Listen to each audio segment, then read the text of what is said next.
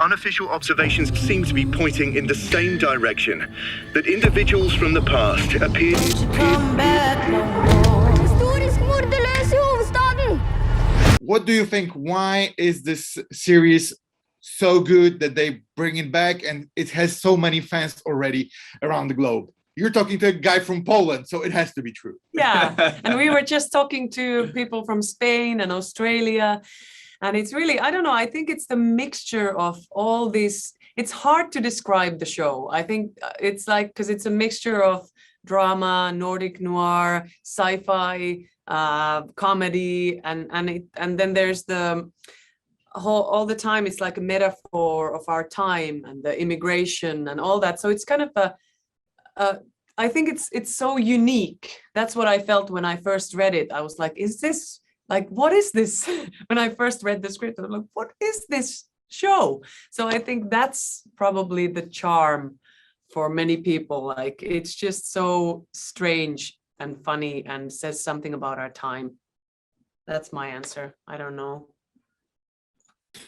And also looking on the characters that you receive over there, they're all unique and they're all have flaws. And I think this is also what resonates with people, that we actually don't see, you know, like heroes doing hero stuff and rescuing the world. We can see people that are struggling with nearly the same problems that we have.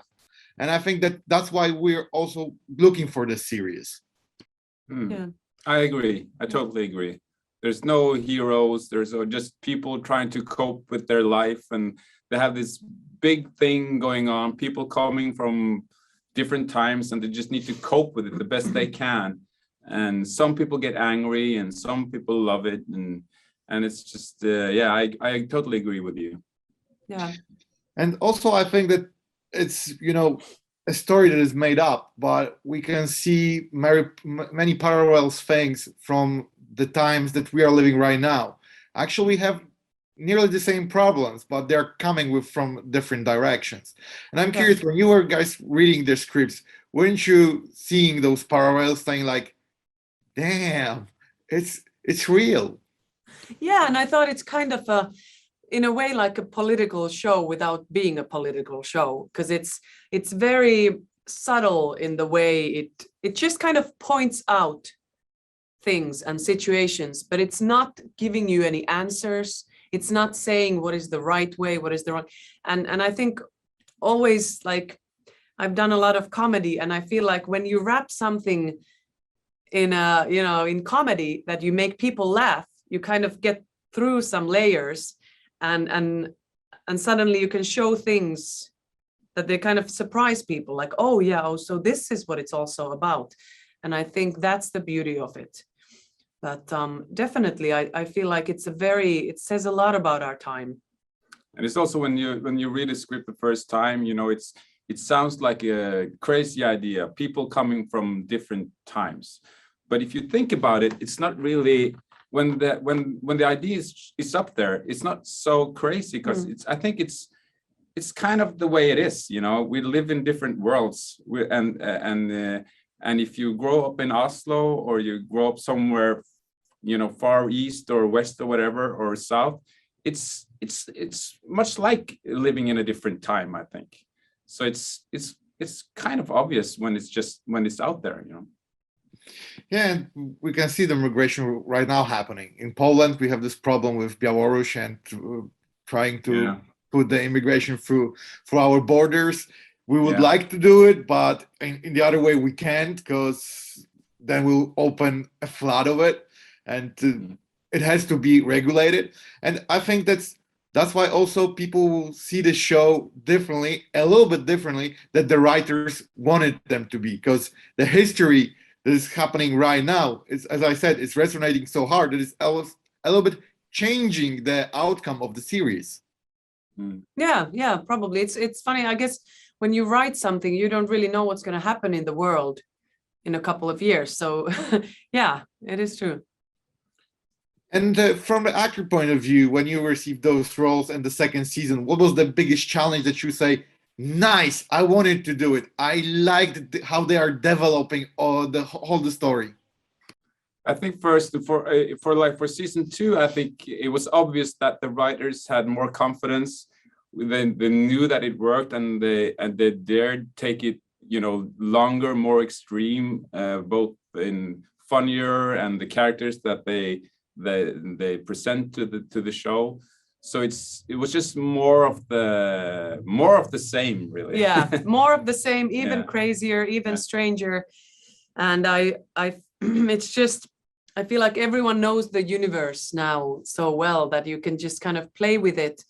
And it was just a big joy to get back to these characters and this world. I have to say, it's just wonderful.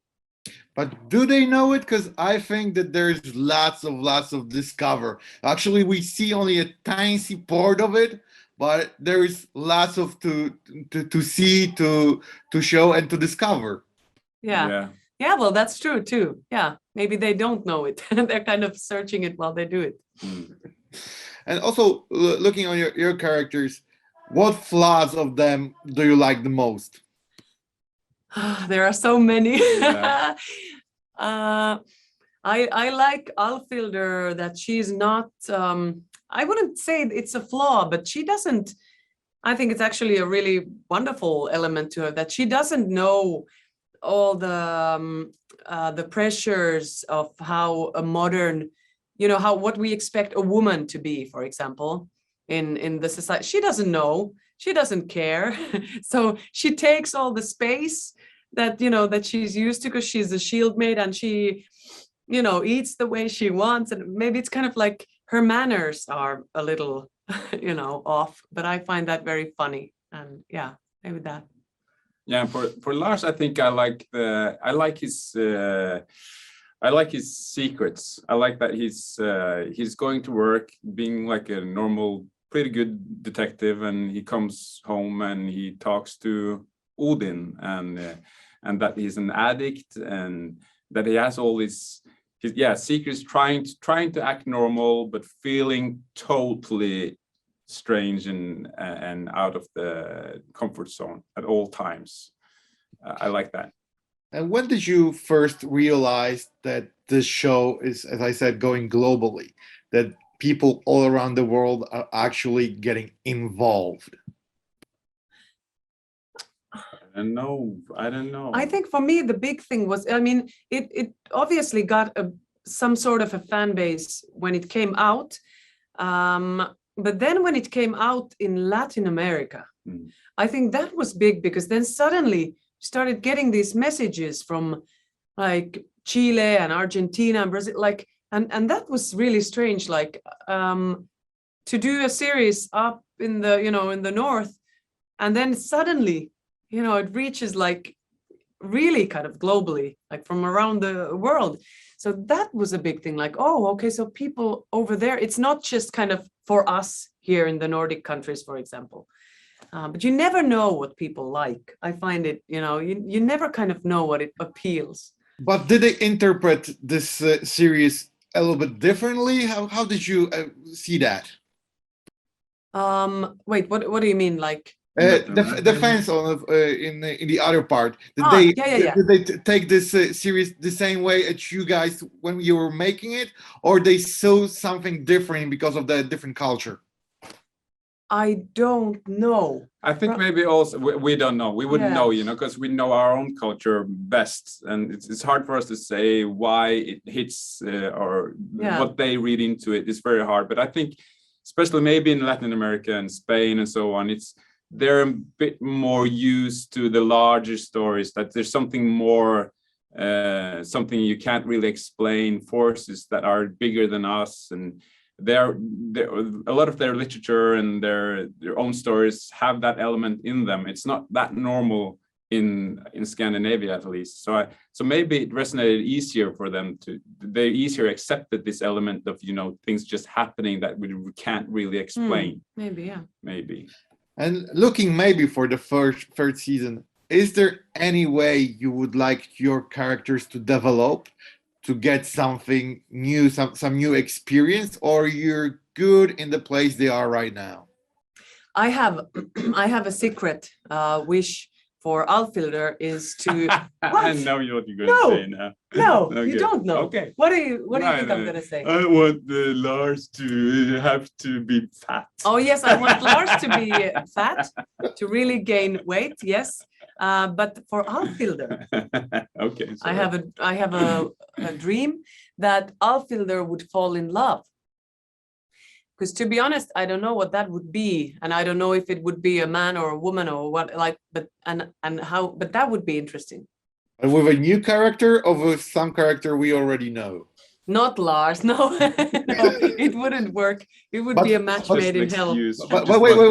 You know. But thin Lars or fat Lars? Because Fat Lars, yeah. Of course. It has to do because Nikolai is all the time like, because he has to be like this, like he's trying to lose weight because he's an addict, and I'm just like, oh, come on, like I want to see this, and a happy Lars. Yeah, that's what we were talking about. Lars is never happy. Nah, a happy Lars. You'll be like Thor in the Avengers Endgame, like going chubby. Yeah.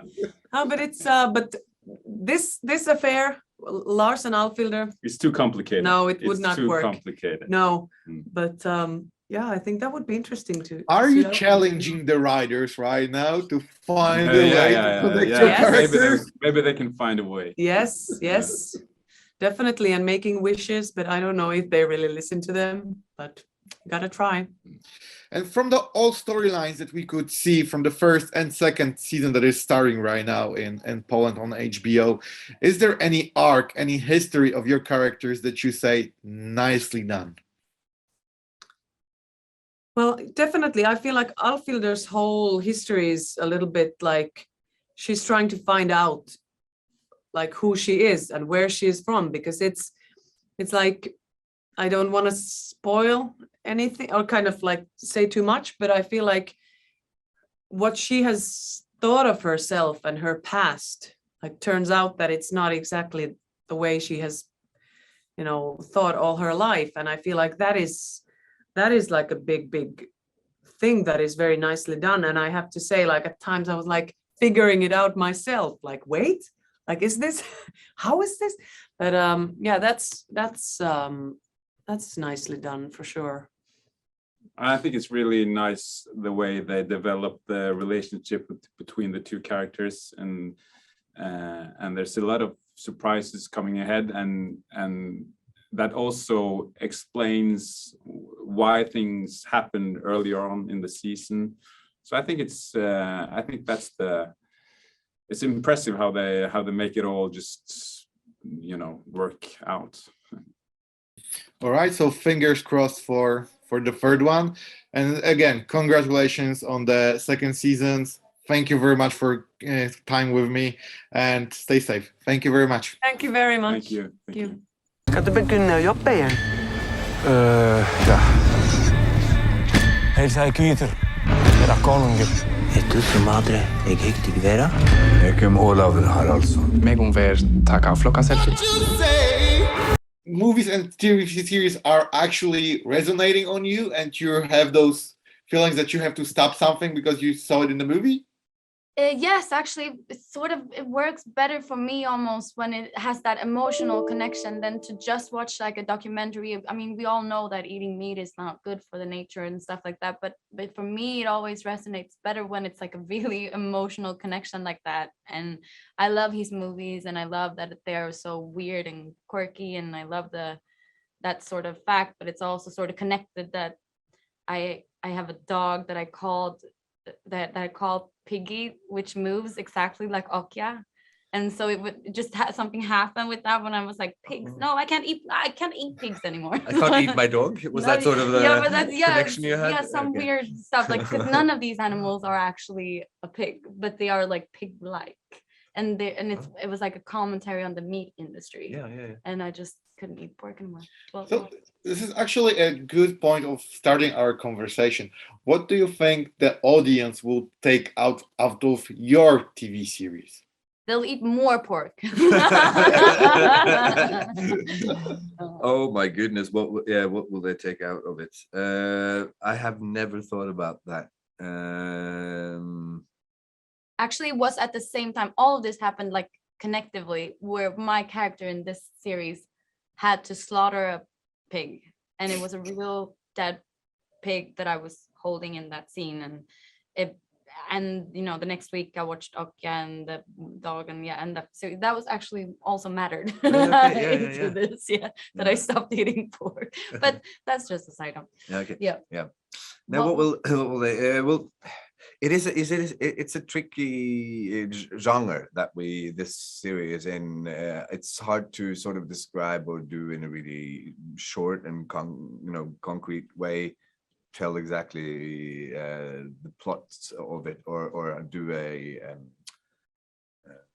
what do you call it? A summarization. Yeah. But it's the mixture of it all that makes it interesting and fun and something different for me, at least, because I think this new season 2, I think the crime plot is stronger than last year, and is really interesting and makes me want to watch more, and of course all the other things around, which is the mixture of all the different historical characters makes it a fresh breath into all the other series that are out there. I find it really special. Yeah, but if they are to take something away that is more serious, then hopefully, I mean, they can look at, immigration and what it is, even if this is like under sort of a funny umbrella and it's, humor and comedy and stuff like that, but you can still watch it as a comment on immigration and immigration laws and what it means. Because I also see that people are resonating to this TV series because of the flaws of the characters, that they are so humane even if we see the world that is not existing, but we can see that they are struggling nearly with the same problems that actually we are. Yeah. Definitely. I think that's accurate. Accurate. And I'm curious what it means to be sort of dropped into a new country, because you can see it as that, there it's more extreme because it's a new time, but it's also like being dropped into a new country. Maybe you don't speak the language. And that's very humane to struggle in that sense, and struggle with all of your. And I'm curious if we can travel back in time to the first season, and you guys received the scripts for the pilot and for the first episodes. What were your first thoughts when you start to understand the plot of the series? I was not in that, so I can't comment. And you were in like the last. I was just in just the last episode of that one. But I will stop you there. But you didn't know what this series is about when they were shooting the first season, so you jumped into unknown. So what I did know was that I trusted the writers, Elif and Anne, because I've seen things they did before, and I think they have a fresh breath into the what we usually have here in Norway. They always do something a little bit different. And also Jens, I really wanted to work with him, and so there was a lot of things that are around which I sort of would means something to me. I didn't understand what the concept maybe was when I first got involved in it, and sometimes I don't have to. Sometimes I just have to trust the people that are in charge and who are supposed to create this. Sometimes because in season 1, my character, it was a really, really small piece of it all, and it was supposed to be sort of a lift up to season 2. So for me, I didn't have to understand the whole concept of everything. I just had to trust the people that were the creators, and I did, and then I expected it to be something different, something I've never seen before, and something fun, and I think it became exactly. All right. So what are your characters bringing to the table? What are their new things that they're adding to the second season? Well, we have this new character here. Yeah. Volven is, she's we don't really know what she is. She is adding a much mystery to the plot, I think. And she's a little bit scary, and she's like sort of she goes head to head with Krista's character, and it's yeah, she's a witch. What can I say? Yeah, and Olav is he's King Olav. He's one of our Norway's most famous kings. He is the one that is known to make Norway Christian. So he Christianized, is that a word? Norway. And he died in this great big battle up in Trondheim, and it's sort of a really well-known thing. And what they cleverly did, me saying they and pointing in the other room, is the creators, which is sitting there. They brought him to life again. So they placed him into this year, and then what would he do? Because it is in this story, he never died in this battle, because he got to know that he was supposed to be killed there. So he got someone else in there, got killed instead, and now he's traveled to this time too, and he's not really happy about how it has become. Everything has become with Christianity here. So he's supposed to do. He thinks he can do just the same thing again. Which is not that easy. So it's a character which everyone, at least in Norway, maybe Scandinavia, knows a little bit about. And then we have made a lot of. We've made him different than what he probably was, and we've had a lot of fun with him. Yeah, a guy who thinks he's supposed to be king of Norway, and made him all but the king of Norway. I just realized that Volvan is some sort of like Rasputin. She's like a female Rasputin. She's like the court witch. She's like the king's witch. Yep. Yeah. And I'm curious, from the actor's point of view, when you play a character outside of our timeline and put to our timeline, how do you resonate and, make separate? Because I can understand that normally your instincts are kicking in when you're talking and walking, and you have to separate those two things to stop your inner 21st century person to appear in the timeline. How does it, from the actor point of view, getting in? I mean, I've done different types of eras before. I mean, not this long back, but I've done,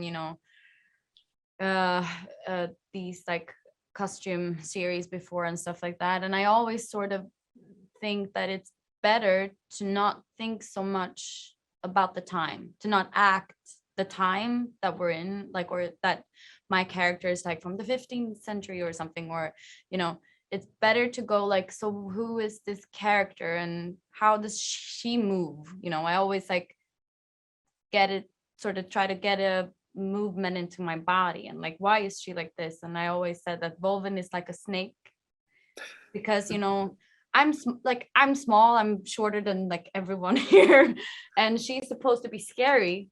And I said straight away to Jens, our director, I was like, I can't work with size here, because obviously like you're much taller and bigger than me. Krista is a lot taller, but I'm supposed to like get under her skin. So I'm like, I can't work with like physical intimidation. So she's a snake. Like she moves, she's a little, like she slithers in and she's smart. That's how she moves. Mm-hmm. So that's how I always think about my characters. I never think about, what the time is or whatever. It's like, how does she move and why? And that's how I use my body, or like, why is she thinking like this? And then of course you have to work with language and stuff like that. But those things are like added on later. You just focus on who is this person, sort of. No, of course, but my question was, because if you're playing, for example, in The Great, for example, right, and everybody is in the same costume, you're in the same period of time, it's easier to fit in. Here, you all are mixed, and it's harder to stay in your character. Yeah, I mean, I had the privilege of like my character would never tell anyone that she didn't understand anything. I mean, she would never like admit her flaws. She would just be like, yes, you know. So she's very adaptable. So I didn't think that much about that, because I thought as well as like if that sort of applies, then she just sort of, you know, adapts. You know, she just like mimics the other people to adapt. But I also had the good fortune of like everyone in my scenes only spoke norrönt, for example, the language. So I didn't have to think about like switching between the languages or, you know, that much. So No, the adapting is very clever thing to do.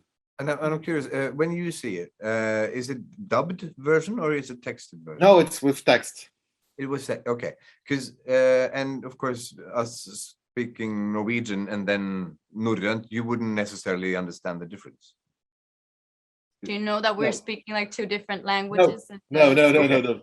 So all the Vikings, or from that period, when they talk to each other, it's a totally different language, which is called norrönt. It's the old way of speaking Norwegian, and there's no one speaks like this. So it's a language that we had to learn from scratch, and it makes absolutely no fucking sense.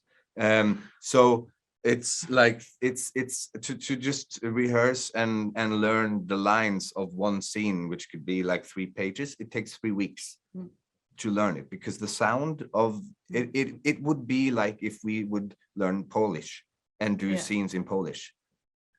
It would be exactly the same, because there's no resonance in that language that we can grab and make, okay, that's that word or that word. I never even thought about this, that of course, like they don't know.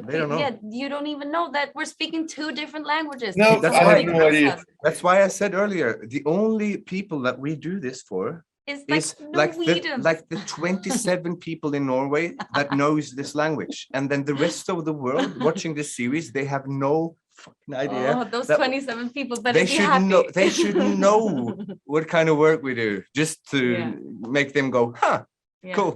But did Yeah. you have any issues with that? Do you feel like going back to that question? It's actually quite interesting. Did you have any like issues with your character, like not switching into?